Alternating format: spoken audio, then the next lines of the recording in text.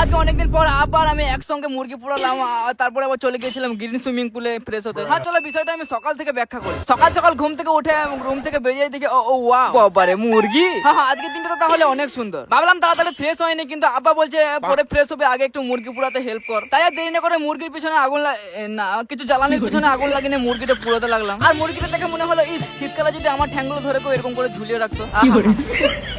ছাড়া ছাড়া আব্বা তুমি পারবে না, আমায় দাও। আর মা তুমি ক্যামেরাটা কিন্তু ভালো করে করবে, ঠিক আছে? যাই গাইস, বেশ কয়েক ঘন্টা মেহনত করার পর ফাইনালি আমাদের মুরগি পোড়ানো হয়ে গেল। তাই ভাবলাম বাড়ির সামনে গ্রিন সুইমিং পুলটা থেকে আজকে ফ্রেশটা হয়নি। তোমরা এখন ভাবছো ওয়াও এত বড় সেলিব্রিটি এখানে কেন গা ধুচ্ছে, মানে ব্যাপারটা কি জানো, যখন এখানে গা ধোয়া একটু বেশি ভিআইপি ফিলিংস আসে। আর আমার কিন্তু অনেক জোরে ভোগ লেগেছিল, তাই ঘরে গিয়ে পোলাও ভাত তার সঙ্গে দেখতে পাচ্ছ।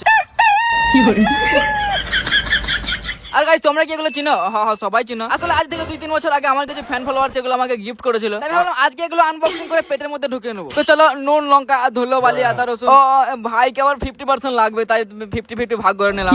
নাইস আমি সবই জানি, এটা দেখে অনেকেরই জিভ দিয়ে ঝর্ণা ঝরছে, কিন্তু কিছু করার নেই ডার্লিং, আমি এখন খাই। Tata bye bye.